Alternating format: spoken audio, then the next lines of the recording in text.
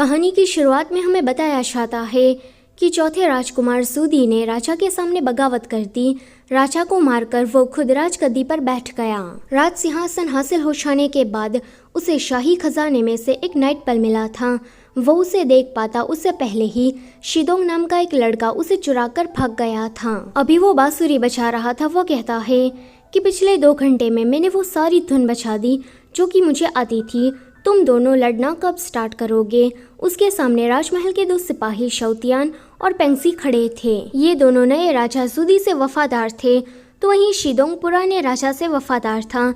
उसका ये मानना था कि नाइटपल जैसा खजाना जूदी जैसे करप्टी राजा के हाथ नहीं लगना चाहिए। अभी ये लोग आपस में फाइट कर रहे थे और ऐसे में ही सुबह हो जाती है। इसी फाइटिंग के चक्कर में वो नाइटपल क्लिफ के नीचे जाकर गिरता है। शिदोंग जैसे ही उसे लेने के लिए जंप लगाता है कि ये दोनों भी उसके पीछे पीछे आते हैं और ऐसे में ही ये तीनों लोग पुराने जमाने से किसी दूसरी टाइमलाइन में चले जाते हैं। फिर कहानी हमें सीधा 2014 की दिखाई जाती है, जहां पर ऑफिसर केशंग किसी क्रिमिनल को पकड़ने आया था। उसका सामना तभी ही शिदोंग जैसे दिखने वाले एक लड़के शाओदोंग से होता है। शाओदोंग उसी की ही तरह एक डिटेक्टिव था। केशंग उसे कहता है कि किसी ने फायरिंग की जिस वजह से एक बंदे की मौत हो गई है, तो मैं बस उसी लड़की को पकड़ने आया हूँ। इतना कहकर केशंग तो चला जाता है कि शाओदोंग के बाजू में से एक स्कूल गर्ल गुजरती है, तो उसे देखकर वो उसे छेड़ने चला जाता है। वो लड़की उसे कोई भाव नहीं दे रही थी कि वो कहता है कि देखो, मैं कोई बुरा अंकल नहीं हूँ, तुम मुझे अपना बड़ा भाई समझ सकती हो, चलो ना कहीं पर जाकर गुफ्तगू करते हैं। ऐसा कहते हुए वो उसके वायलिन को टच करता है। वो जोर से चिल्लाता है कि केशंग जल्दी से इसे अरेस्ट करो। वो लड़की फाइट बैक करने की काफी कोशिश करती है, पर केशंग उसे अरेस्ट कर ही लेता है। अगले सीन में केशंग उसे पूछ रहा था कि तुम्हें कैसे पता चला कि यही लड़की क्रिमिनल है। वो कहता है कि देखो, अभी तो स्कूल का टाइम हो रहा है और ये लड़की बाजार में इस तरह से घूम रही है। स्कूल तो यहाँ से 8 किलोमीटर दूर है, तो फिर ये यहाँ क्या कर रही है? ऊपर से इसने ढेर सारा मेकअप लगाया। स्कूल में तो मेकअप शेकअप अलाउड नहीं है। तो बस मुझे उस पर शक हुआ और मैं देखने गया और मेरा शक यकीन में बदल गया। केशंग कहता है कि मुझे तो लगा था कि एक पुलिस वाला होकर तो दिन दहाड़े लड़कियों को छेड़ता है, मगर तेरी नजर तो काफी ज्यादा तेज निकली। फिर हम अपनी कहानी की हीरोइन शांतिंग को देखते हैं, जो कि एक रिपोर्टर थी। उसका खड़ूस मैनेजर उसे मिंग डायनेस्टी की एक पुरानी रिपोर्ट कवर करने को कह रहा था। वो कहता है कि शौतियान और पेंगसी दोनों ही राजा सूदी के खास सैनिक थे और अचानक से ही वो गायब हो गए। शांतिंग को लग रहा था कि ऐसी बातों पर तो कोई भी यकीन नहीं करेगा, टीआरपी गिरेगी, वो अलग बात है। इसलिए वो मना कर रही थी कि मुझे ये नहीं करना है, पर खड़ूस मैनेजर के जोर डालने पर उसे ये करना ही पड़ता है। फिर हम शाओदोंग की डिटेक्टिव एजेंसी को देखते हैं। वहाँ पर मोहन नाम की एक लड़की थी जो कि शांतिंग की न्यूज़ देख रही थी, जिसमें वो वाटरमेलन को सेल कर रही थी। शाओदोंग मजे से अपनी वीडियो गेम्स खेल रहा था। जिस तरह से वो उसे देख रही थी कि हमें पता लगता है कि मोहन शाओदोंग को पसंद करती है। तभी ही हम आसमान में देखते हैं कि पृथ्वी की तरफ कुछ आ रहा है और अचानक से ही बिजली चली जाती है, मगर 10 सेकंड में वापस भी आ जाती है। मोहन देखती है कि इसकी छाती पर तो कुछ लगा है कि शाओदोंग ये देखकर खुद शॉक्ड हो जाता है कि ये गरम गरम चीज आखिर में है क्या। वो चीज धीरे धीरे करके उसके पेट की तरफ जा रही थी कि मोहन उसे पूछती है कि क्या तुमने कुछ उल्टा सीधा खा लिया था? शाओदोंग कहता है कि उल्टा सीधा छोड़ो, मैंने तो सुबह से कुछ भी नहीं खाया, मेरे पास इतने पैसे है ही नहीं कि मैं खाना खरीद कर खा सकूं। तभी ही वो गरम गरम चीज शाओदोंग के पेट के पास आकर गायब हो जाती है। मोहन देख रही थी कि अचानक से ही वो चीज कहाँ गायब हो गई कि तभी ही वहाँ पर शांतिंग आती है। उसे देखकर शाओदोंग एकदम से अपने कपड़े बदल लेता है। ये देखकर शांतिंग शॉक्ड हो ही रही थी कि इसने एक ही सेकंड में अपने कपड़े कैसे बदल लिए कि वो दूसरी ही सेकंड में उसे रोज ऑफर करता है। मोहन कहती है कि तुम तो वही रिपोर्टर हो ना, वाटरमेलन और मिंग डायनेस्टी के 2 गार्ड्स की रिपोर्ट सुनाने वाली। कि वो कहती है कि हाँ मैं वही हूँ। फिर वो कहती है कि डायरेक्टर यांग काफी फेमस बिजनेसमैन है, आजकल वो अपने काम की वजह से काफी ट्रेंड में आ रहे हैं, मगर उसकी बीवी होने के बावजूद भी उसका अफेयर किसी दूसरी औरत के साथ चल रहा है। अगर मैंने ये मामला सामने लाया तो लोग पक्का उसके अफेयर में इंटरेस्ट लेंगे और मेरी न्यूज़ की टीआरपी बढ़ेगी। और इस काम को करने के लिए मुझे तुम्हारी मदद चाहिए। तुम डायरेक्टर यांग और उसकी मिस्ट्रेस की कुछ फोटोज लाकर मुझे दो। शाओदोंग कहता है कि अच्छा तो मिस वाटरमेलन, आप ये चाहती है कि मैं आपकी मदद करूं ताकि आप फेमस हो सके।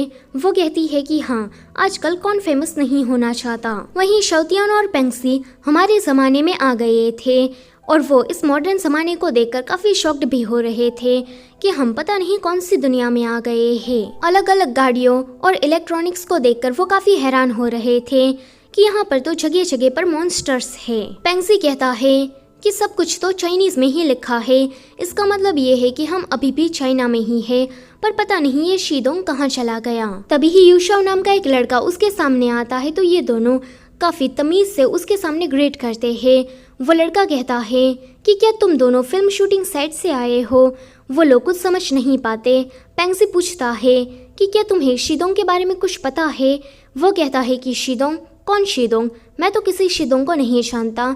हाँ, मगर मुझे शाओदोंग के बारे में जरूर पता है। ये दोनों पुराने जमाने की भाषा में बात कर रहे थे तो ये देखकर यूशाओ डर के मारे वहाँ से भाग जाता है। वहीं शाओदोंग उसे कह रहा था कि अगर तुम चाहती हो कि मैं मिस्टर यांग की अफेयर्स की फोटो लाकर तुम्हें दूं तो तुम्हें मेरी गर्लफ्रेंड बनना होगा। वो कहती है कि क्या तुम कोई मजाक कर रहे हो कि तभी ही वहाँ पर यूशाओ भागते हुए आता है। शाओदोंग कहता है कि अब तुम्हें क्या हुआ और मैंने तो तुम्हें खाना लाने भेजा था ना। कि वो कहता है कि आज मैंने तो पागल इंसानों को देखा, उन्हें देखकर मैं इतना डर गया कि मैं खाना लाना ही भूल गया और भागकर सीधा यहाँ पर आ गया। मगर जैसे ही वो शांतिंग को देखता है कि वो कहता है कि अरे तुम तो वही वाटरमेलन वाली रिपोर्टर हो ना। Hello, nice to meet you, मेरा नाम यूशाओ है। वहीं ये लोग जेट की मदद से शीदोंग को ढूंढ रहे थे कि उसका सामना केशांग से होता है। वो लोग उसे पूछते हैं कि क्या तुम्हें शीदोंग के बारे में कुछ पता है। उसकी भाषा और हुलिये को देखकर केशांग को उस पर थोड़ा शक होता है, इसलिए वो उसकी आईडी मांगता है। ये लोग कहते हैं कि आईडी कार्ड वो क्या होता है, वैसे भी हम राजमहल के सिपाही है तो हमें किसी को प्रूफ करने की जरूरत नहीं कि हम कौन है। केशांग कहता है कि तुम दोनों तो काफी ज्यादा फनी हो, जल्दी से बताओ किस फिल्म में काम कर रहे हो, कहाँ पर कैमरा छुपा कर रखा है। कि वो लोग कहते हैं कि ये कैमरा क्या होता है। केशांग कहता है कि ना तो तुम्हारे पास आईडी कार्ड है और ना ही तुम एक्टर हो, ऊपर से तुम्हारी भाषा वो भी पुराने जमाने की है। उसे उस पर शक हो गया था, इसलिए वो जैसे ही उसे अरेस्ट करने आता कि ये दोनों केशांग की धुलाई करके वहाँ से भागते हैं। वहीं मोहन शाओदोंग से कह रही थी कि ये बेचारी काफी ज्यादा अच्छी इंसान है तो इसकी मदद कर दो ना। कि वो कहता है कि तुम जानती हो कि मेरे पास खाने तक के पैसे नहीं है, तुम ही मेरा खाना पीना लेकर आती हो। ऊपर से ये लड़की मेरे पास से मुफ्त में काम कराना चाहती है, हमें कोई पैसे भी नहीं मिलने वाले, तो मैं इसकी मदद क्यों करूं। मुझे तो लगा था कि मैं इससे अपनी गर्लफ्रेंड बनने को कहूँगा तो ये भाग जाएगी, मगर ये तो कुछ ज्यादा ही चिपकू है। पर फिर कहता है कि चलो मिस वाटरमेलन की हम लोग मदद कर ही देते हैं। वहीं ये दोनों केशांग से बचते बचाते किसी बड़ी सी बिल्डिंग के छत के ऊपर आ गए थे। पेंगसी कहता है कि मुझे लगता है कि यह चाइना नहीं है, इन बड़े बड़े हिलने वाले मॉन्स्टर को देखो, मुझे ऐसा लगता है कि यहाँ पर ये लोग इसे ट्रांसपोर्टेशन के लिए यूज करते हैं। शाओतियान को तभी ही बिजली का एक झटका लगता है। ये देखकर पेंगसी जल्दी से उसे बचाता है। शाओतियान कहता है कि इस इविल स्पिरिट ने तो मुझे ऊपर से नीचे तक हिला दिया, इतनी रात हो गई, यहाँ पर एक भी धर्मशाला नजर नहीं आ रही, ये जगह बहुत ही ज्यादा खतरनाक है। कि पेंगसी कहता है कि हम यहाँ पर शीदोंग को पकड़ने आए हैं तो जल्दी से उसे पकड़कर यहाँ से भागते हैं। कि तभी ही वहाँ पर केशांग आ जाता है। वो कहता है कि मैं एक पुलिस वाला हूँ, इसलिए तुम दोनों मेरे सामने कोई भी चालाकी दिखाने की कोशिश मत करना। ये दोनों कहते हैं कि अगर तुम पुलिस वाले हो तो हम राजमहल के सिपाही हैं, हमारी पोजीशन तुमसे काफी ऊपर है। इतना कहकर वो दोनों उसे मारने लगते हैं। कि केशांग जल्दी से सिग्नल भेज देता है, जिस वजह से वहाँ पर बहुत सारी पुलिस आ जाती है। इतने सारे लोगों को देखकर ये दोनों फिर से वहाँ से भागते हैं। केशांग कहता है कि क्या इन दोनों ने अभी अभी मार्शल आर्ट को यूज किया। कि उसका चीफ कहता है कि बकवास करना बंद करो, इस जमाने में मार्शल आर्ट का यूज कौन करता है। अगली सुबह शाओदोंग डॉक्टर के पास जाकर उसे बता रहा था कि कल रात मेरे पेट में एक चमकती हुई चीज चली गई। डॉक्टर उसकी रिपोर्ट को देखकर कहते हैं कि तुम्हें कुछ नहीं हुआ, मगर शाओदोंग बार बार कहे जा रहा था कि मुझे कुछ तो हुआ है। वो चीज बहुत ही ज्यादा गर्म थी और अचानक से ही मेरे पेट में चली गई। डॉक्टर कहते हैं कि तुम सांड की तरह हट्टे कट्टे हो, भला तुम्हें क्या कुछ होगा। अब जल्दी से यहाँ से निकलो, मुझे दूसरे पेशेंट को भी देखना है। वहीं ये दोनों बाजार में घूम रहे थे। शौतियान कहता है कि हमने सभी स्टॉल पर जाकर देख लिया, मगर कोई भी हमें खाना देने को तैयार नहीं है। शायद हमारे पैसे यहाँ पर काम नहीं आते। पेंगसी कहता है कि ये दुनिया काफी ज्यादा अजीब है। जेड की मदद से हम शीदोंग को पहले ढूंढते हैं, इन वापस अपनी दुनिया में चले जाते हैं। वहीं शाओदोंग वापस आने के बाद मोहन का खाना खा रहा था। वह कहता है कि आजकल मुझे पैसों की तंगी है, इसलिए तुम ही मेरे लिए खाना लेकर आती हो। वो उसे थैंक यू कहने के लिए जैसे ही उसका हाथ टच करता है कि वो उसकी मन की बातें सुन पा रहा था, जहाँ पर वो कह रही थी कि शाओदोंग उसे बचपन से ही काफी ज्यादा पसंद है। ये देखकर वो थोड़ा डर जाता है कि अभी अभी उसके साथ क्या हुआ, कि तभी ही वहाँ पर शांतिंग आती है। तो वो जैसे ही उसका हाथ टच करता है तो उसके मन में चल रहा था कि मुझे बहुत ही ज्यादा फेमस होना है, एक फेमस रिपोर्टर बनना है। शाओदोंग सोचता है कि मैं तो इनका माइंड रीड कर पा रहा हूँ, मगर ये कैसे हो सकता है। वहीं बाहर ये दोनों जेड का पीछा करते करते एजेंसी तक आ गए थे। जैसे ही शाओदोंग और शांतिंग डायरेक्टर यांग के घर फोटो खींचने जा रहे थे कि ये दोनों आकर उसे पकड़ लेते हैं। वो कहते हैं कि शीदोंग, आखिर में तू हमारे हाथ लग ही गया, अब तू जेल की चक्की पीसने के लिए तैयार हो जा। शाओदोंग जैसे ही उसे टच करता है कि उसका माइंड रीड करके उसे पता लग जाता है कि ये दोनों तो सच में पुराने जमाने से आए हैं। वो लोग कहते हैं कि जल्दी से बताओ नाइट पल को कहाँ पर छुपा कर रखा है, उसे हमें दे दो और जेल की हवा खाने के लिए तैयार हो जाओ। तभी ही शाओदोंग इन दोनों को चकमा देकर वहाँ से भाग जाता है कि ये लोग उसका पीछा करने लगते हैं। उनका मार्शल आर्ट देखकर तो सभी लोग काफी शॉक्ड हो रहे थे। बाद में ये लोग किसी बंदे का स्कूटर उसे छीनकर स्कूटर से शाओदोंग का पीछा करने लगते हैं। केशंग का शाओदोंग को कॉल आ रहा था कि वो उसे बताता है कि दो पुराने जमाने के लोग मेरे पीछे पड़े हैं, तुम कुछ करो। फिर वो इन दोनों से कहता है कि देखो, मैं कोई शीदोंग नहीं हूँ, मेरा नाम शाओदोंग है। पर इन दोनों को उस पर यकीन नहीं हो रहा था। ये लोग कह रहे थे कि शीदोंग, तू हमसे अब ज्यादा झूठ नहीं बोल सकता। आगे इन लोगों ने उसे पकड़ ही लिया था। मोहन उसे समझाने की कोशिश करती है कि शाओदोंग कोई बुरा लड़का नहीं है, मैं बचपन से ही उसके साथ हूँ। कि शाओतियान कहता है कि देखो बच्ची, तुम बहुत ही ज्यादा भोली हो, ये चोर मक्कारा, तुम इसे नहीं जानती कि ये कितना ज्यादा शातिर है। तभी ही वहाँ पर केशंग आता है। वैसे वो तो उसे अरेस्ट करने आया था, मगर कल रात की धुलाई की वजह से ये उनसे डर रहा था। आगे इन लोगों के बीच में शांति से बात होती है, थोड़ी जान पहचान होती है। शाओदोंग बार बार उसे समझाने की कोशिश कर रहा था कि मैं कोई शीदोंग नहीं हूँ, मेरा नाम शाओदोंग है। पर यह है कि उसकी बात सुन ही नहीं रहे थे। ये देखकर शाओदोंग केशंग को उन दोनों के हवाले छोड़कर खुद दोनों लड़कियों को लेकर वहाँ से भाग जाता है। भागकर ये लोग डायरेक्टर यांग के घर पर आए थे। शाओदोंग को पता चलता है कि रिपोर्टर आने वाले हैं। ये बात डायरेक्टर यांग को पहले ही पता लग गई, इसलिए वो घर से भाग गया। अब इस बात का गुस्सा वो शांतिंग पर निकालता है कि जरूर तुम ही नहीं कुछ किया होगा। वहीं केशंग इन दोनों को हैमबर्गर खिलाता है, जो कि इनको बहुत ही ज्यादा टेस्टी लगता है। वहाँ गार्डन में घूमने वाले कुछ लोग उन लोगों की कॉस्ट्यूम देखकर उसकी फोटोज खींच रहे थे कि ये दोनों डर जाते हैं। फोन को देखकर केशंग कहता है कि इसे स्मार्टफोन कहते हैं, देखो मेरे पास भी ये है, इसकी मदद से तुम कोसों मील दूर खड़े इंसान से भी बात कर सकते हो।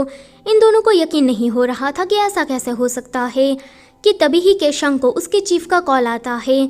चीफ की आवाज़ सुनकर ये दोनों डर जाते हैं कि इस यंत्र में से आवाज़ कहाँ से आ रही है। ये लोग तलवार की मदद से उसके 2 टुकड़े कर देते हैं। केशंग अपने फ़ोन की ऐसी हालत देखकर रोने लगता है कि मैंने तो इसे हाल ही में ही खरीदा था, अब चलो मुझे मेरे फ़ोन के पैसे दो। पेंगसी कहता है कि इस मामूली सी चीज़ का आखिर में कितना दाम होगा, कि वो कहता है कि 20,000। शाओतियान कहता है कि 20,000, ये तो मेरी पूरी जिंदगी भर की कमाई भी नहीं है, तुम तो कुछ ज्यादा ही मांग रहे हो। तभी ही वहाँ पर ये तीनों आ जाते हैं। शांतिंग इन दोनों की हरकतें देखकर सोचती है कि ये दोनों तो वहीं गायब हुए गार्ड्स की तरह लग रहे हैं और इन दोनों का नाम भी सेम ही है। वो काफी एक्साइटेड होकर उसे बात करने के लिए चाहती है कि तुम लोगों ने तो सच में टाइम ट्रैवल किया है। मगर जैसे ही ये लोग उसका फोन देखते हैं कि मॉन्स्टर चिल्लाते हुए फोन पर हमला करने ही वाले थे कि शाओदोंग उसे लेकर वहाँ से भागता है। वो गाड़ियों को देखकर उसे मॉन्स्टर कह के बुला रहा था। कहता है कि शियानर तुम मेरे पीछे खड़ी रहो, इन मॉन्स्टर को तुम जाने दो। फिर वो दोबारा उसे भगाकर कहीं दूर लेकर आता है। वो बार बार शांतिंग को शियानर कह के बुला रहा था कि वो पूछती है कि तुम मुझे श्यानर कह के क्यों बुला रहे हो।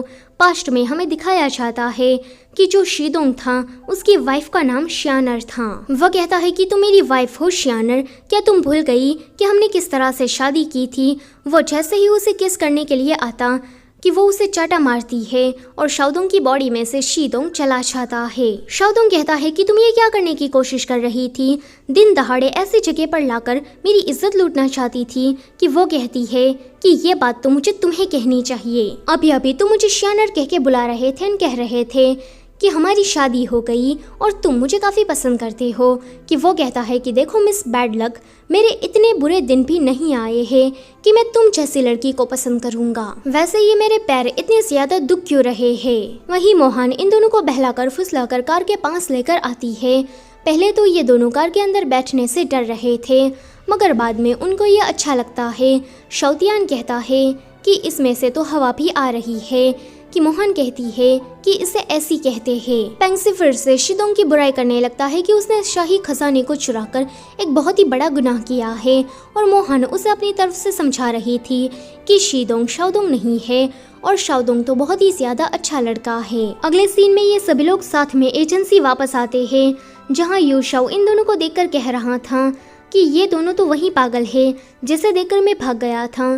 कि शौतियान कहता है कि पागल तू होगा, तेरा पूरा खानदान होगा। फिर ये दोनों सभी इलेक्ट्रॉनिक्स को टीवी को देखकर काफी डर रहे थे कि यहाँ पर तो बहुत सारे मॉन्स्टर्स हैं और मोहन उसे समझा रही थी कि इसको टीवी कहते हैं, इसे लाइट कहते हैं, एक्सेट्रा। शौतियान कहता है कि इस घर में तो जगह जगह पर छाल बिछाए हैं, सभी जगह पर मॉन्स्टर्स हैं। कि शाओदोंग कहता है कि तुम्हें तो मुझ पर अभी भी भरोसा नहीं हुआ। इतना कहकर वो उसे अपने बचपन की एल्बम दिखाता है। इन सारे फोटोज को देखकर शौतियान कहता है कि ये सारी ड्राइंग तो काफी रियल लगती है। कि तभी ही श्यानतिंग उसकी एक फोटो खींचकर उसे दिखाते हुए कहती है कि देखो इसे फोटो कहते हैं। शौतियान जोर से चिल्लाता है कि इस चुड़ैल ने मुझे इस छोटी सी ड्राइंग में कैद कर लिया। पेंगसी कहता है कि ऐसा लगता तो नहीं, हम दोनों तो अभी भी बाहर है। श्यानतिंग उसे कहती है कि इसे ड्राइंग नहीं, इसे फोटो कहते हैं। कि तभी ही इन दोनों को भूख लग जाती है कि मोहन इन दोनों को खाने में इंस्टेंट नूडल्स देती है। शौतियान तो खाने को देखकर उस पर टूट ही पड़ता कि पेंगसी उसे रोककर उसमें सुई डालकर देखता है कि इसमें कोई जहर तो नहीं। जब उसे ये कंफर्म हो जाता है कि ये खाना सेफ है, तब जाके ये दोनों खाते हैं।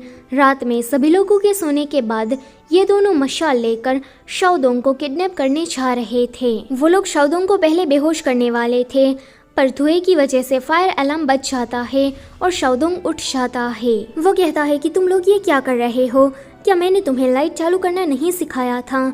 कि पेंगसी कहता है कि माफ करना, हम तो बस घूम रहे थे और रास्ता भटक गए। वो कहता है कि इस छोटे से घर में तुम लोग रास्ता कैसे भटक सकते हो। अगले दिन शांतिंग आकर उसे कह रही थी कि डायरेक्टर यांग के साथ तुम इन पुराने जमाने के लोगों का इंटरव्यू लेने में मेरी मदद करो। शाओदोंग कहता है कि तुम्हें नहीं लगता कि तुम कुछ ज्यादा ही लालची बनती जा रही हो, लगता है कि तुम्हें जल्दी ही फेमस होना है। पता है हाल ही में ही मैंने एक बात नोटिस की कि तुम जब से मेरी जिंदगी में आई हो तब से ही मुझे पनौती लग गई है, इसलिए मिस बैड लक तुम मुझसे दूर रहो और अब से मुझे तुम्हारे साथ कोई काम नहीं करना।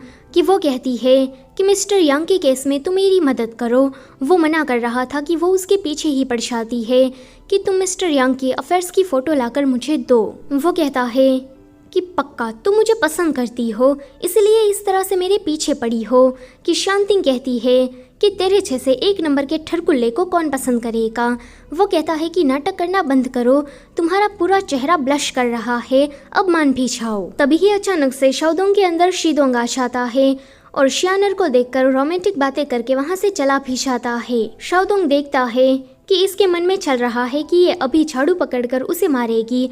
जैसे ही शांतिंग झाड़ू पकड़ने जा रही थी कि वो उसे रोकता है कि देखो ऐसा करने के बारे में सोचना भी मत। वहीं के शंग मोहन से मिलने आया था क्योंकि वो उसे पसंद करता है, पर मोहन को तो शाओदोंग पसंद था, इसलिए अभी वो उसके ही गुणगान गाए जा रही थी, जिससे चिढ़कर के शंग अब उसकी बुराई करने लगता है कि शाओदोंग तो हमेशा ही क्लास को बंक करता रहता था।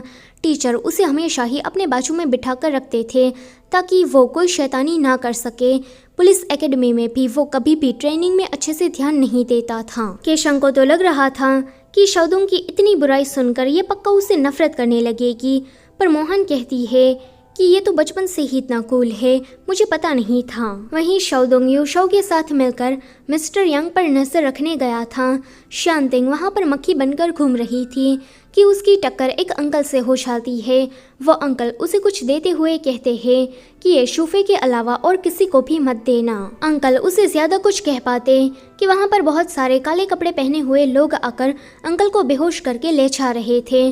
शांतिंग को कुछ गड़बड़ लगती है कि ये लोग कहते हैं कि हम तो बस इसे नर्सिंग होम लेकर जा रहे हैं और हम इसकी जान पहचान वाले ही हैं। शांतिंग को फिर भी कुछ गड़बड़ लग रही थी, जिस वजह से वो उनसे झगड़ा करने पहुंच जाती है।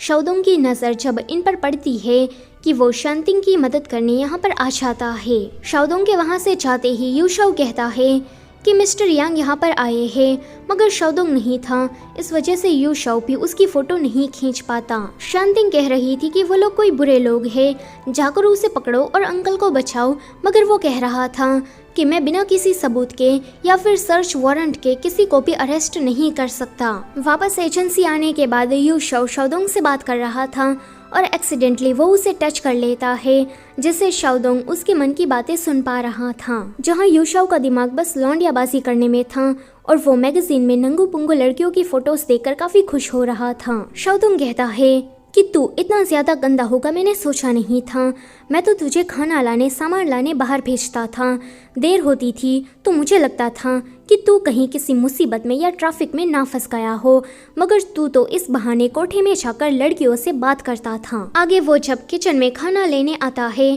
कि मोहन उसे देखकर काफी शर्मा रही थी। ये दोनों ये देखकर सोचते हैं कि बेचारी गलत लड़के को पसंद कर रही है, एक ऐसे लड़के को जो कि उसे पसंद ही नहीं करता। मोहन सच में काफी ज्यादा भोली है। आगे हम किसी क्लब में शूफे नाम की एक लड़की को देखते हैं। उसके सामने ये सारे काले कपड़े वाले लोग आकर उसे ढेर सारे पैसे ऑफर करके उसके साथ काम करने के लिए इंसिस्ट कर रहे थे, मगर वो मना कर देती है कि मुझे तुम्हारे साथ कोई काम नहीं करना है। शाओदोंग और यूशाओ दोनों ही केस की इन्वेस्टिगेशन करने यहाँ आए थे कि उसकी नजर शूफे पर पड़ जाती है और वो लोग उसे मुसीबत में देखकर उसे बचाने आ जाते हैं। घर पर मोहन इन दोनों को हमारे ज़माने के कपड़े पहनने को देती है। ये लोग मना कर रहे थे, मगर मोहन उसे किसी भी तरह से मना ही लेती है। शांतिंग पेंसी का हेयर कट कर देती है। जब वो उठता है तो वो काफ़ी गुस्से में लग रहा था कि मेरे बाल किसने काट दिए। शाओदोंग आकर कहता है कि तुम तो इस हेयर स्टाइल में काफ़ी हैंडसम लग रहे हो। कि वो कहता है कि क्या तुम मेरा मजाक उड़ा रहे हो, पता है कि मैंने अपने बालों को लंबा करने के लिए कितनी मेहनत की थी। अगले दिन शाओदोंग और शांतिंग दोनों ही डायरेक्टर यांग का पर्दाफाश करने के लिए किसी होटल में गए थे, जहां पर इन दोनों ने ही अपना हुलिया बदला हुआ था। शांतिंग वेट्रेस बनी हुई थी और शाओदोंग एक मसाजर। वो अपनी मीठी मीठी बातें करके डायरेक्टर यांग की गर्लफ्रेंड के पास से ढेर सारी इन्फॉर्मेशन निकलवा रहा था, तो वहीं शांतिंग को कोई भी इन्फॉर्मेशन हाथ नहीं लगती, क्योंकि ये डायरेक्टर यांग तो एक नंबर का ठरकुल्ला था। लड़की देखते ही इसके अंदर का जानवर जाग उठा था। वो उसे कुछ कर पाता कि वो वहाँ से भाग जाती है। डायरेक्टर यांग के बॉडीगार्ड उसे पकड़ने उसके पीछे पड़े थे। शाओदोंग ये देखकर उसके पास जाकर कहता है कि मैं यहाँ का मैनेजर हूँ, हाल ही में ही हमने इस लड़की को रिक्रूट किया है, तो इसे ज़्यादा कुछ पता नहीं है, प्लीज़ आप इसे जाने दीजिए। डायरेक्टर यांग कहता है कि मैं तो सालों से इस होटल में आता जाता रहता हूँ और मैंने तुम दोनों को ही नहीं देखा, बताओ तुम दोनों हो कौन। अब वो समझ गया था कि इसे हम पर शक हो गया है, इसलिए वो शांतिंग को लेकर वहाँ से भागता है। डायरेक्टर यांग के बॉडीगार्ड सारे कार से उसका पीछा कर रहे थे। ये दोनों कहते हैं कि ये तो वही सारे काले कपड़े वाले लोग हैं जो कि उस दिन अंकल को लेकर चले गए थे। तभी ही शाओदोंग देखता है कि आगे तो रास्ता खत्म हो गया है, तो वो गाड़ी को सीधा गोदाम में ही घुसेड़ देता है। शांतिंग को इतना ज्यादा मुसीबत में और डरता हुआ देखकर शाओदोंग के अंदर शीदोंग आ जाता है और वो अपने मार्शल आर्ट की मदद से इन सारे गुंडों को मार रहा था। मोहन के कहने पर ये दोनों शाओतियान और पेंगसी उसे बचाने आए थे, मगर दूर से ही उसे लड़ते हुए देखने लगते हैं। शीदोंग के चाहते ही शाओदोंग को दिमाग में एक तेज दर्द हो रहा था कि तभी वहाँ पर और भी ज़्यादा गुंडे आ रहे थे। शांतिंग फिर से डर रही थी कि शीदोंग फिर से आ जाता है, वो उसे उठाकर कहीं से किसी सेफ जगह पर लेकर आता है। शांतिंग को बचाने के बाद वो वापस से चला गया था कि तभी वहाँ पर पेंगजी और शौतियान आते हैं उन गुंडों से लड़ने के लिए। पेंगजी यहाँ पर रॉर वाला कुंगफू यूज करता है। इस कुंगफू की मदद से ये सारे गुंडे अपने आप ही सरेंडर कर देते हैं। पेंगजी और शौतियान दोनों को ही शौदोंग पर शक हो गया था कि हो न हो यही शीदोंग है, मगर उसकी बेवकूफ़ों वाली हरकतें देखकर वो लोग सोचते हैं कि ये लड़का शीदोंग नहीं हो सकता। शीदोंग उसको बचाने के लिए उसको थैंक यू कह रहा था कि ये लोग कुछ ज़्यादा ही चौड़ में आ जाते हैं, वहाँ से चले जाते हैं। पर बाहर आने के बाद ये लोग घर का रास्ता भूल गए थे, मगर जेट की मदद से किसी भी तरह से ये लोग वापस घर आ ही जाते हैं। वैसे शौदोंग की जो एजेंसी है उसके ही ऊपर उसका घर है। अगले सीन में इन दोनों को शक हो रहा था कि कहीं नाइटपल को शौदोंग ने अपने रूम में छुपा कर तो नहीं रखा। वो लोग इस चीज़ का पता लगाने चाह ही रहे थे कि शौदोंग बाहर आ जाता है और ये दोनों चिपकली की तरह दीवार पर चिपक जाते हैं। शौदोंग पूछता है कि तुम दोनों ये क्या कर रहे हो, कि ये दोनों कहते हैं कि हमें अपने घर की काफ़ी याद आ रही है, कि सोचा कि तुमसे सुख दुख की थोड़ी बातें कर ले। ये सुनकर शौदोंग उसे किचन में लेकर जाता है और अपनी स्पेशल बियर उसे ऑफर करता है। वो कहता है कि तुम लोगों ने मेरी जान बचाई, तो मैं किसी का भी एहसान अपने ऊपर नहीं रखना चाहता। इतना कहकर वो उसे एक बुक देता है और कहता है कि इसमें नए मार्शल आर्ट की टेक्निक है, तुम चाहो तो तुम इसे रीड कर सकते हो। ये सुनकर ये दोनों ही खुश हो जाते हैं। वो कहता है कि देखो, इसे रीड करने में पूरी रात मत लगा देना, जल्दी से सो जाना। इतना कहकर वो चला जाता है। जब ये लोग उस बुक को खोलकर देखते हैं तो उसमें काफ़ी अच्छी अच्छी लड़कियों की फोटोज थी। ये देखकर ये दोनों ही शौदोंग को गालियाँ देते हैं कि उसकी वजह से हमारा मन अपवित्र हो गया, मगर इनसे भी रहा नहीं जा रहा था। तो ये लोग फिर से उस मैगजीन को देखने लगते हैं। वहीं दूसरी ओर काफ़ी दिन हो गए थे, शांतिंग कोई अच्छी न्यूज़ लेकर नहीं आई थी, जिस वजह से उसका खड़ूस मैनेजर उसे काफ़ी डांट रहा था। वो कहता है कि अगर आगे से तुम कोई सनसनी न्यूज़ लेकर नहीं आई तो मैं तुम्हें फोरकास्ट वेदर वाली न्यूज़ में डाल दूंगा, फिर तुम्हें बिकिनी पहनकर न्यूज़ को रिपोर्ट करना होगा। ये सुनकर वो बहुत ही ज़्यादा डर जाती है और कहती है कि प्लीज़ मुझे और थोड़ा टाइम दीजिए, मैं कुछ ना कुछ तो कर ही लूँगी। अभी ये दोनों न्यूज़ में देख रहे थे कि ताइवान में एक ज्वेलरी का एग्जीबिशन होने वाला है, तो इन लोगों को लगता है कि क्या पता उस एग्जीबिशन में नाइटपल उनको मिल जाए, इसलिए वो मोहन से कहते हैं कि हमें उस एग्जीबिशन में जाना है। मोहन कहती है कि अगर तुम लोगों को वहाँ जाना है तो तुम्हें सूट पहनकर जाना होगा। इनको सूट के बारे में कोई आइडिया नहीं था, तो ये लोग उसे शॉपिंग पर लेकर जाते हैं। कपड़ों की शॉपिंग हो जाने के बाद ये और भी चीज़ें वहाँ पर देख रहे थे कि इनकी नज़र ब्रा पर पड़ती है। उनको पता नहीं था कि इसका यूज़ कैसे होता है। शॉपिंग करने के बाद ये लोग लंच कर रहे थे, जहाँ मोहन बता रही थी कि जब वो हाई स्कूल में पढ़ती थी तब शौदोंग ने अपनी जान पर खेलकर उसे बचाया था। वो बहुत ही ज़्यादा अच्छा इंसान है। ये दोनों कह रहे थे कि जब से ये दोनों यहाँ पर आए हैं तब से शौदोंग ने उसकी काफ़ी मदद की है एंड वो बाकी लोगों की भी काफ़ी मदद करता है, तो उनको शौदोंग कोई बुरा इंसान तो नहीं लगता। लेकिन शांतिंग सोच रही थी कि शौदोंग अगर पहले पुलिस वाला हुआ करता था तो फिर वो प्राइवेट डिटेक्टिव क्यों बन गया, उसके साथ ऐसा भी क्या हुआ होगा। इसके बारे में वो मोहन से और शौदोंग दोनों से पूछती है, मगर दोनों में से कोई उसे कुछ भी नहीं बताता। तो वो केशंग के पास जाती है। केशंग कहता है कि ये बात मुझे तुम्हें नहीं बतानी चाहिए, मगर बता ही देता हूँ। बचपन में शौदोंग, मैं और शौबी तीनों ही अच्छे फ्रेंड्स हुआ करते थे। शौबी काफ़ी कमज़ोर था, जिस वजह से बुरे लड़के उसे काफ़ी बुली करते थे। ये देखकर हम दोनों ने ही मिलकर शौबी को लड़ना वगैरह सिखाया ताकि वो उन बुलीज का सामना कर सके, और शौबी को ये आ भी गया। एक दिन शौदोंग के फादर के स्टोर पर वही पुलिस आकर फादर को मारकर चले जाते हैं।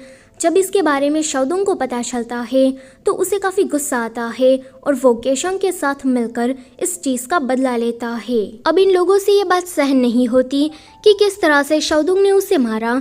अब इस चीज़ का बदला वो लोग शौबी से लेते हैं, क्योंकि वही इन सभी में से कमज़ोर था। केशंग और शौदोंग दोनों ही शौबी को ढूंढ रहे थे कि उनको एक छोटी सी गली में शौबी की लाश मिलती है। शौबी की मौत ने शौदोंग के ऊपर गहरा असर छोड़ा।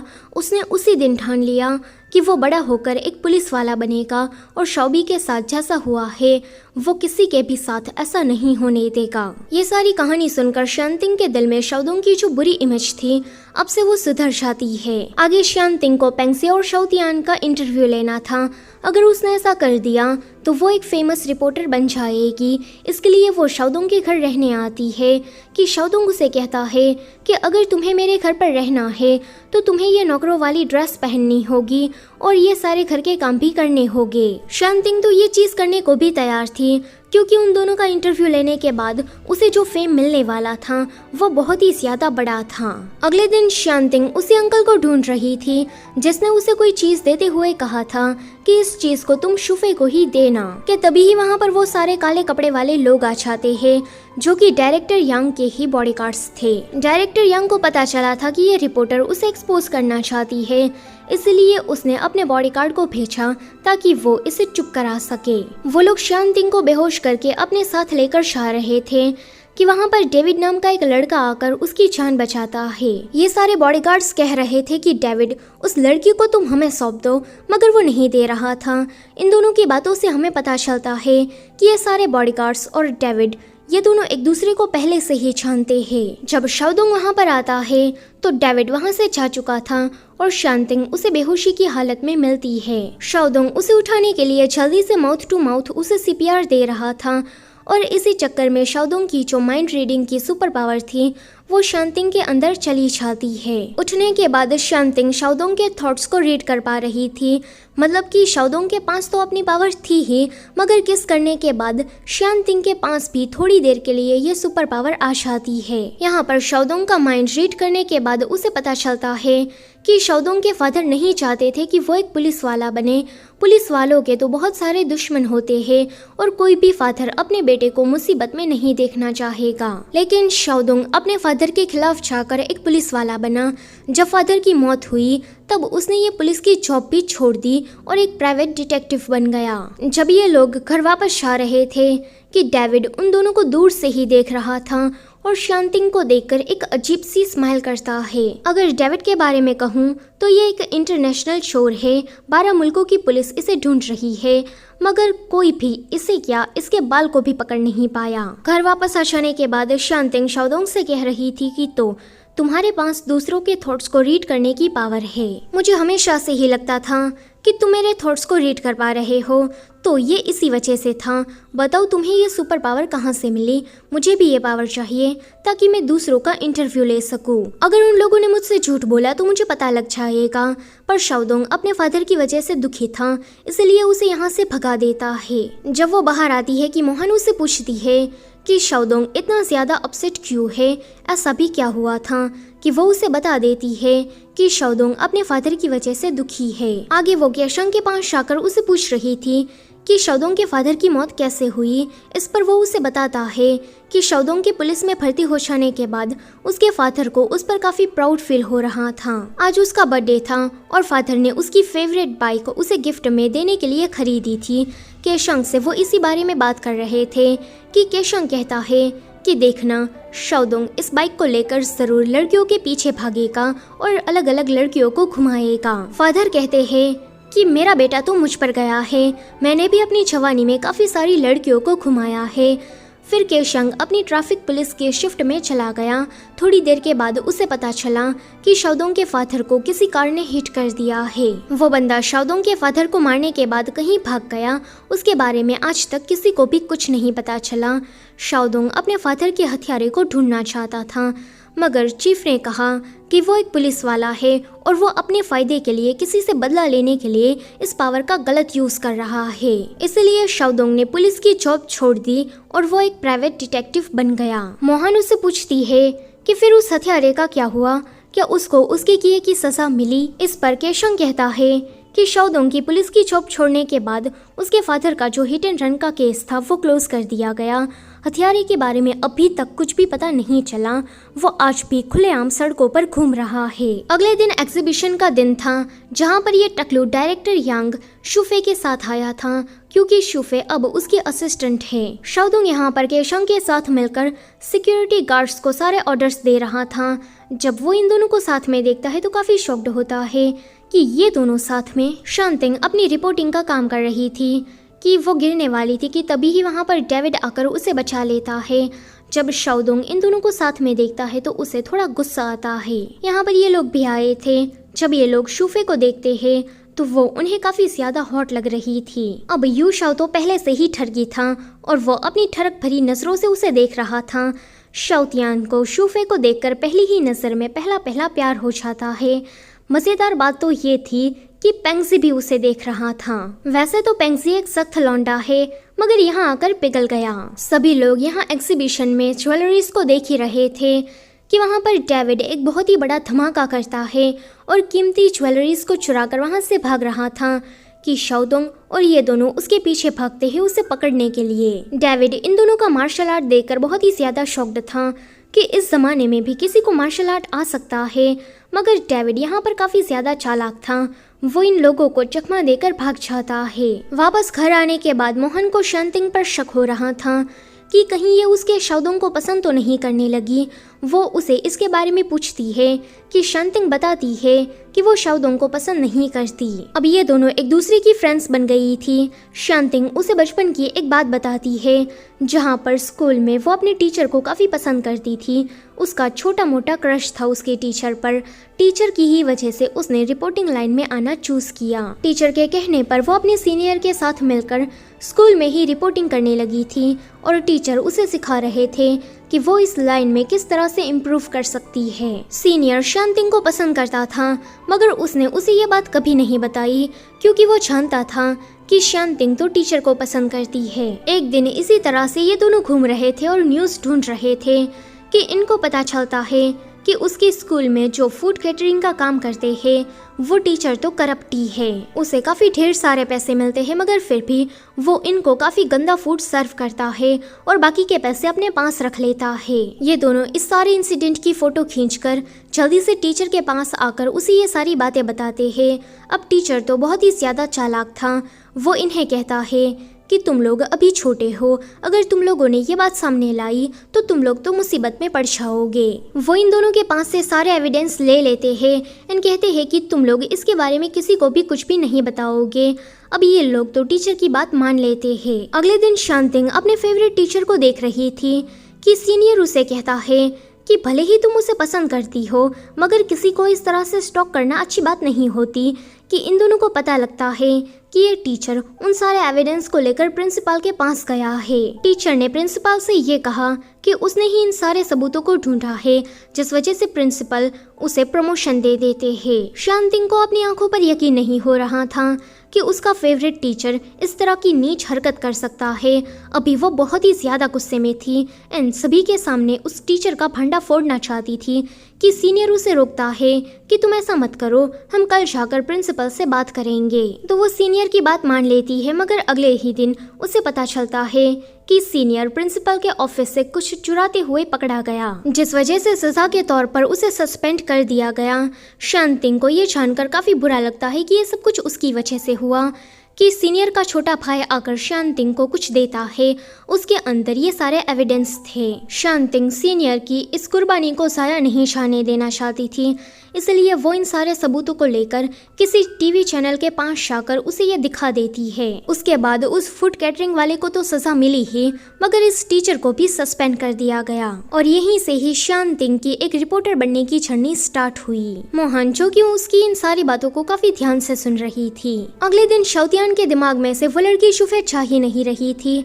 अभी वो काफी डेस्परेट हो रहा था एंड चाहकर भी शुफे को अपने दिमाग से निकाल नहीं पा रहा था। वो बार बार कह रहा था कि उसे उस लड़की को दोबारा देखना है, कि उसकी ऐसी हालत देखकर पेंगजी उसे एक चाटा मार देता है कि वो इस तरह से लड़कियों के चक्कर में ना पड़े। शांतिंग से इस बेचारे की ऐसी हालत नहीं देखी जाती, इसलिए वो यू शाओ से पूछती है कि शुफे उसे कहाँ पर मिलेगी, कि यू शाओ उसे किसी क्लब का नाम बता देता है। जब ये लोग वहाँ पर जाते हैं तो वहाँ पर उसे शुफे तो नहीं मिलती, मगर ये लोग वहाँ पर आकर ड्रिंक करने लगते हैं। यहाँ की कॉकटेल्स उसे काफी पसंद आती है और ये दोनों तो एक के बाद एक ग्लास को गटकते जा रहे थे। शाओतियान ड्रंक हो जाने के बाद सभी लोगों के बीच में आकर डांस कर रहा था और पेंगसी म्यूजिक बजा रहा था।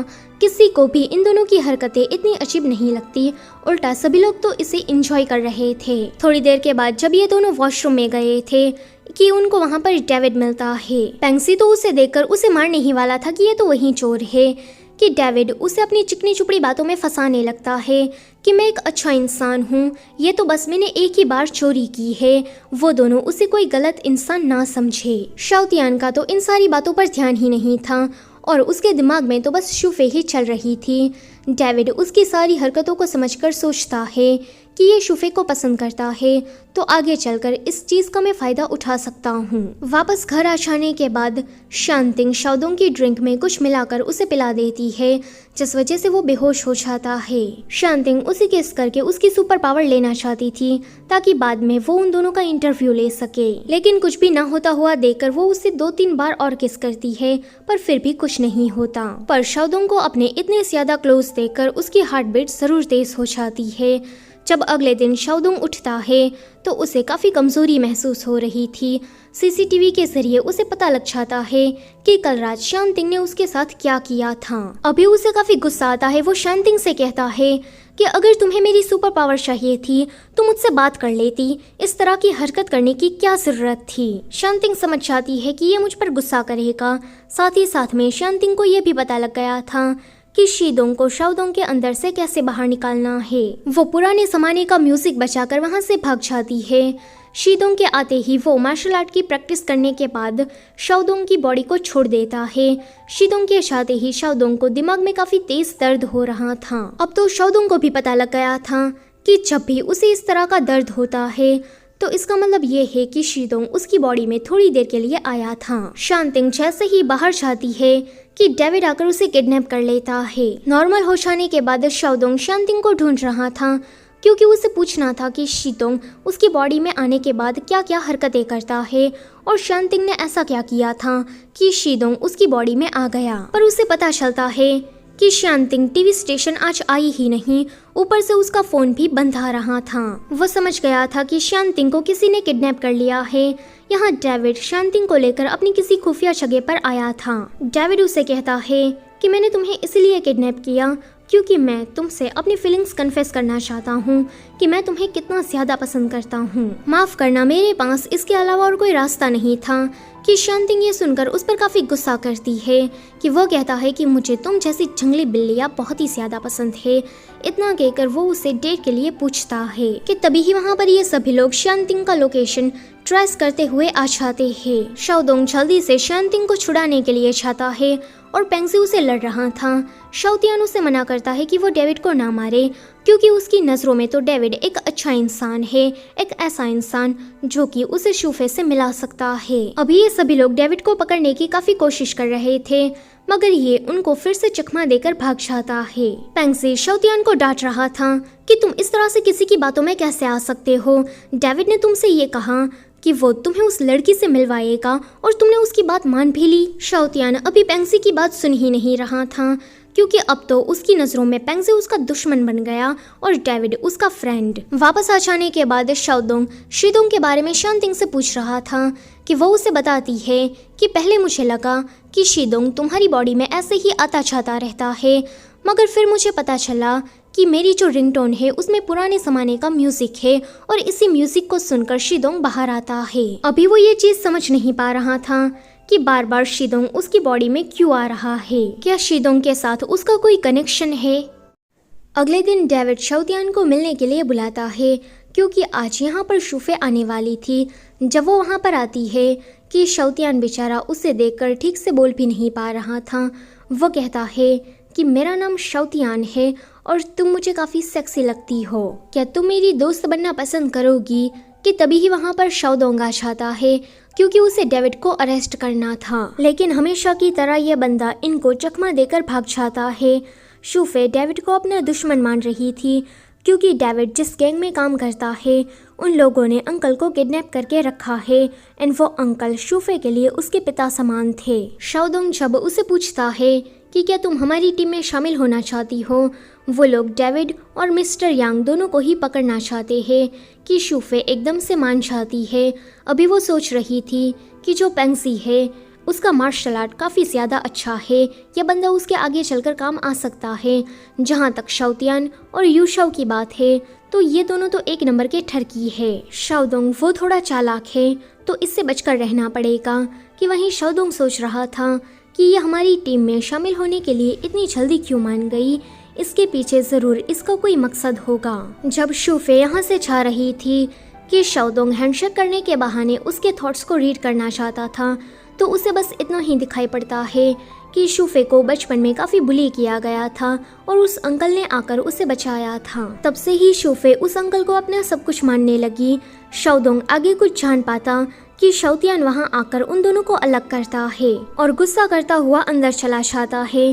पेंगजी उसे पूछता है कि क्या हुआ, कि वो कहता है कि सबको पता है कि शूफे मेरी वुमन है, फिर भी शाओदोंग ने उसे टच करने की कोशिश की। अब मुझे यहाँ पर नहीं रहना है, मैं डेविड के घर रहने जा रहा हूँ। पेंगजी उसे कहता है कि तुम किसी चोर मकारे के साथ नहीं रह सकते, मगर वो तो अब उसकी एक भी नहीं सुन रहा था। अगले दिन शांतिंग शाओदोंग के पास आकर सडनली उसे किस कर लेती है, जिस वजह से वो काफ़ी शॉक्ड हो जाता है और उसकी जो पावर थी वो शांतिंग के अंदर चली जाती है।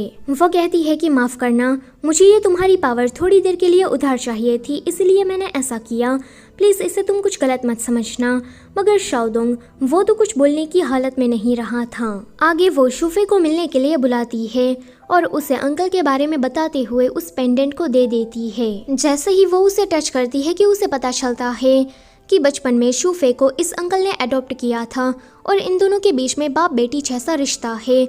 अभी अंकल का कुछ अता पता नहीं है तो शूफे उसे ढूंढ रही है और अभी शूफे को ऐसा लगता है कि डेविड जिस गैंग में काम करता है उन्हीं लोगों ने अंकल को किडनैप किया हुआ है। आगे पेंगजी को नाइट पल के बारे में जानना था। उसे ये भी पता था कि शाओदोंग और शीदोंग दोनों अलग अलग इंसान हैं, मगर दोनों ही एक ही बॉडी यूज़ करते हैं। इसके लिए वो शांतिंग की मदद लेता है।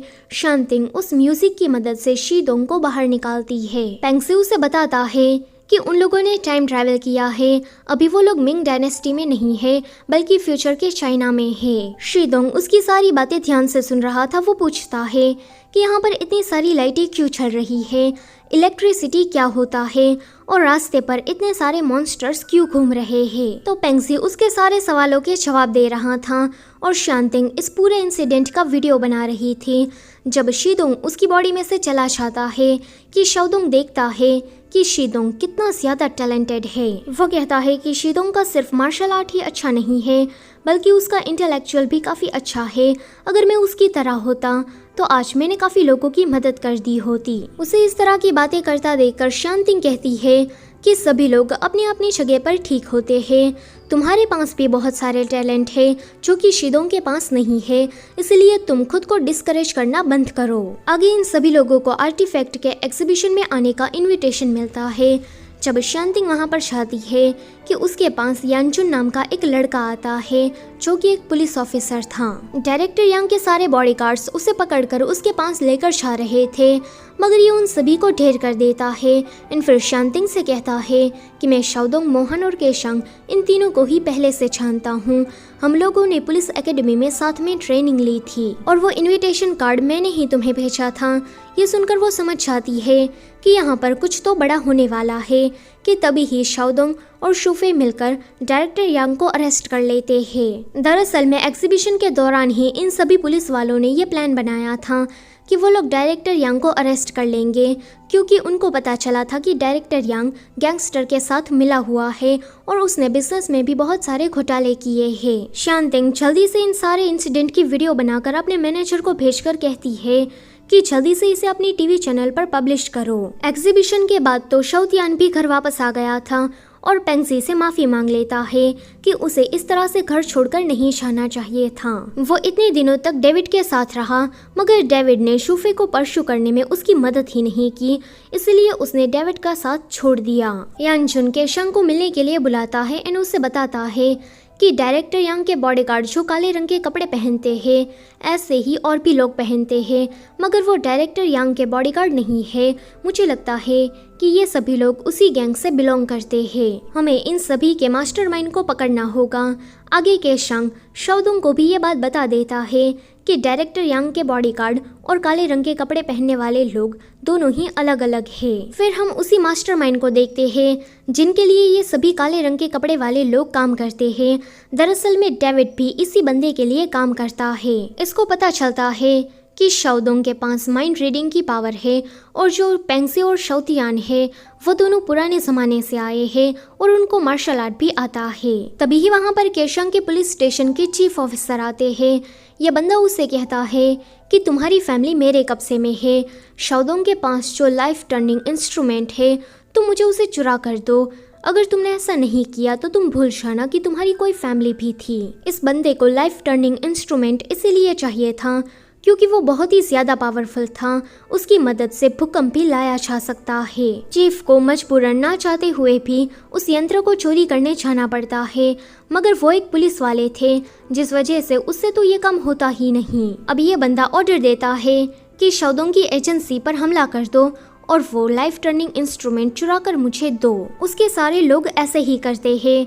जब एजेंसी पर हमला होता है कि यू शाओ जल्दी से लाइफ टर्निंग इंस्ट्रूमेंट को किसी सेफ जगह पर छुपा देता है और ये सभी लोग उसका ध्यान भटकाने के लिए उस जगह से भाग जाते हैं। जब ये लोग वहाँ से भाग रहे थे कि शांतिंग बॉम्ब ब्लास्ट का शिकार हो जाती है।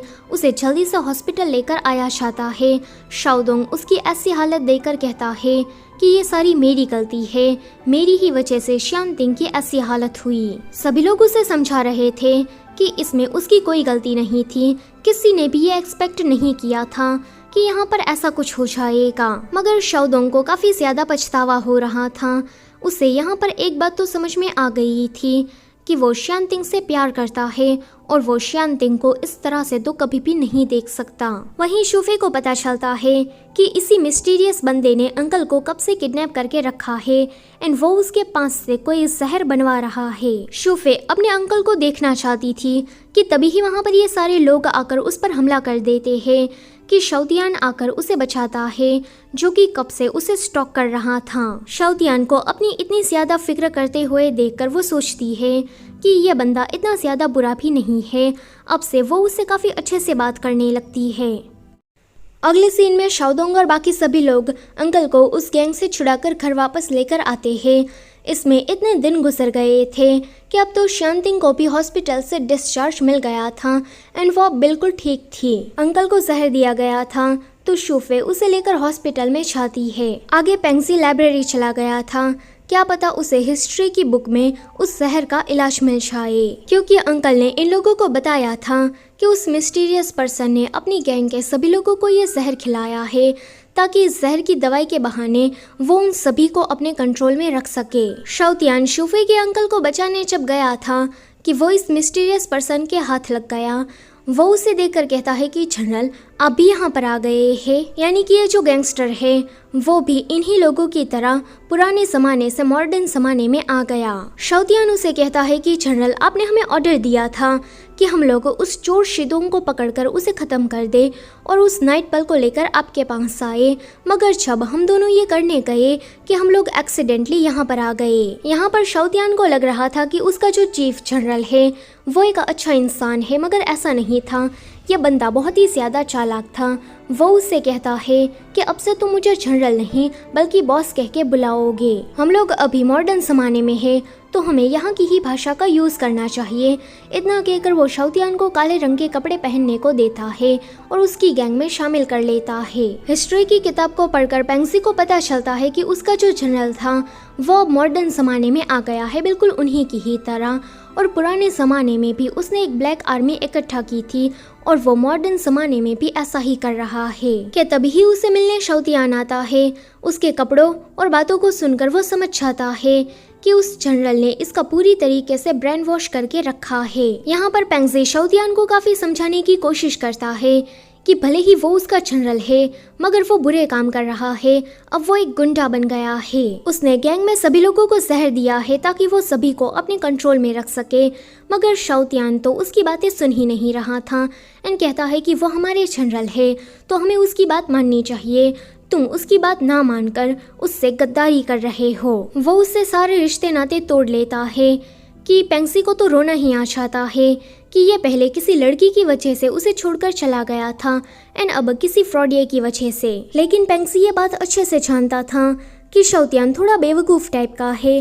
वो दूसरों की बातों में आसानी से आ जाता है, इसलिए उसे शाओतियान को उस जनरल से बचाना होगा। जब वो घर वापस आता है कि घर पर यानजुन के साथ साथ उसकी एक जूनियर पॉनी भी आई थी जो कि एक फॉरेनर थी। जब वो पहली बार पेंगसी को देखती है तो उसे तो लव एट फर्स्ट साइट हो जाता है। अब तो वो उसके पीछे ही पड़ जाती है कि तुम्हें तो मुझसे शादी करनी ही होगी।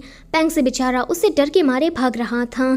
एक दिन तो वो किसी भी तरह से काट लेता है मगर अगले दिन भी ये यहाँ पर आ गई थी और फिर से शादी की बात कर रही थी। वो कहती है कि तुम मुझसे शादी करने के लिए जितना हो सके उतना जल्दी मान जाओ वरना मैं तो तुम्हारा पीछा इसी तरह से करती रहूंगी। पेंगसी किसी भी तरह से अपनी जान छुड़ाकर लाइब्रेरी आया था और उस जहर का तोड़ ढूंढ रहा था कि ये उसके पीछे पीछे यहाँ भी आ जाती है। अब पॉनी एक हिस्ट्री की स्टूडेंट थी। अपनी फील्ड में वो काफ़ी ज़्यादा माहिर थी। जब वो देखती है कि पेंगसी किसी जहर का एंटीडोट ढूंढ रहा है तो वो इसमें उसकी मदद कर देती है। आगे इन लोगों ने मिलकर उस जहर की दवाई बना ली थी। वहीं शूफे खाना लेने बाहर गई थी कि पीछे से जनरल के लोग आकर अंकल को मार डालते हैं। अंकल के मरने के बाद शूफे काफ़ी ज़्यादा अकेली पड़ गई थी कि दूसरी तरफ यू शाओ ने लाइफ टर्निंग इंस्ट्रूमेंट को रिपेयर कर दिया था। शूफे को पता नहीं था कि उसके अंकल ने जाने से पहले उसे ये जेड क्यों दिया था मगर जब ये लोग उस इंस्ट्रूमेंट में इस जेड को डालते हैं कि तभी ही शाओदोंग को अचानक से कुछ होता है और आसमान में बिजलियां कड़कने लगती है। नाइट पल जो कि शाओदोंग की बॉडी के अंदर था, शांतिंग उसे किस करके बाहर निकालती है। शायद जनरल को भी ये इंस्ट्रूमेंट इसलिए चाहिए था ताकि वो नाइट पल का पता लगा सके और उसे हासिल कर सके। किसके दौरान शांतिंग और शाओदोंग दोनों को ही अपना पिछला जन्म याद आ गया था। शाओदोंग पेंगसी को बताता है कि मैं ही शीदोंग हूँ। जब हम लोग वर्म हॉल से गुजर रहे थे तब मैंने गलती से ये नाइट पल खा लिया था जिस वजह से मेरी बॉडी काफ़ी ज़्यादा छोटी होती गई, यानी कि मेरा शरीर जो जवान था वो एक छोटे बच्चे में बदल गया। तब मेरा मेमोरी लॉस्ट भी हो गया था। उसके बाद फादर ने मुझे अडॉप्ट किया एंड यहाँ पर बड़ा किया और मैं मॉडर्न ज़माने में ही रहने लगा। ये जानकर सभी लोग काफ़ी ज़्यादा शॉक्ड होते हैं। वैसे जो शियानतिंग है वो शियानर का दूसरा जन्म है। पॉनी जब पेंगसी को हस्बैंड कह के बुलाती है कि सभी लोगों को दूसरा झटका लगता है कि ये कब हो गया, पेंगसी ने शादी कब कर ली। यू शाओ कहता है कि इसको तो लड़की से ठीक से हेलो कहना भी नहीं आता और इसे गर्लफ्रेंड मिल गई, मुझे नहीं मिली। पेंगसी कहता है कि देखो आप लोग कुछ गलत मत समझो, मैंने कोई शादी नहीं की है। पॉनी कहती है कि मैंने दवाई को ढूंढने में तुम्हारी मदद की है तो अब तुम मुझसे बचकर कहीं नहीं भाग सकते, तुम्हें मुझसे शादी करनी ही होगी। बेचारा पेंगसी कब तक मना कर पाता, फाइनली वो भी मान ही जाता है। दूसरी तरफ जनरल ने डेविड को पकड़कर किसी रूम में बंद करके रखा था क्योंकि डेविड को अब समझ में आ गया था कि ये जनरल बस अपने फायदे के लिए मेरे पास से बुरे बुरे काम करवा रहा है। वैसे तो डेविड एक बहुत ही ज्यादा चालाक बंदा है मगर अब उसे अच्छे बुरे की समझ हो गई, इसलिए वो ज्यादा ब्लैक जनरल का साथ नहीं देना चाहता था। चीफ को अब किसी के भी दबाव में नहीं आना था। उसने ठान लिया था कि अब वो इस गैंगस्टर जनरल को अरेस्ट करके ही रहेगा। इसके लिए चीफ ने अपनी पुलिस फोर्स को भी तैयार कर लिया था।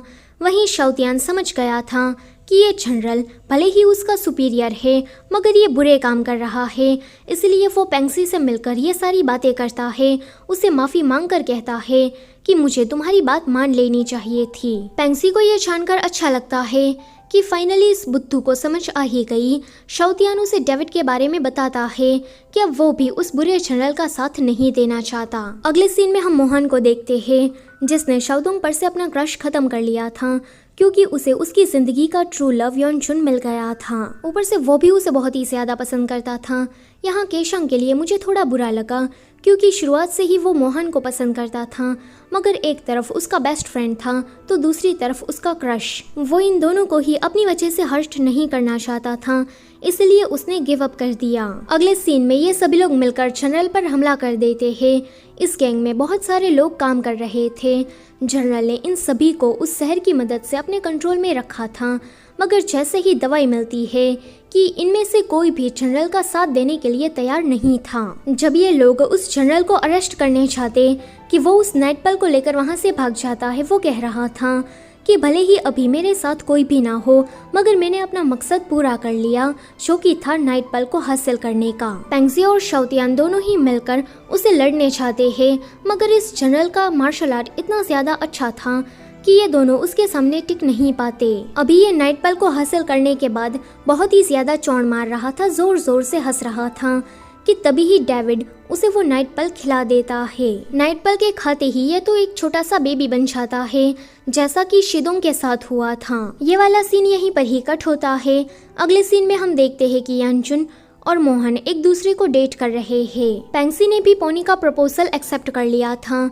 शाओदोंग और शियांतिंग दोनों ने ही उस छोटे जनरल को अडॉप्ट कर लिया था एंड सोच लिया था कि ये लोग उसे काफी अच्छे से बड़ा करेंगे ताकि ये बड़ा हो जाने के बाद कोई बुरे काम ना करे। अंकल के बिना शुफे काफी ज्यादा अकेली थी। जब वो रास्ते से जा रही थी कि कोई उसका पर्स चुरा कर भागता है कि केशंग आकर उसकी मदद करता है, और यहीं से इन दोनों की लव स्टोरी भी स्टार्ट हो जाती है। यूशा और शाओतियान दोनों ही बेचारे आखिर में सिंगल रहते हैं, और इसी के साथ ये कहानी यहीं पर ही खत्म होती है। वीडियो अच्छी लगी है तो उसे लाइक कर देना और चैनल को सब्सक्राइब भी करते जाना। Thank you for watching.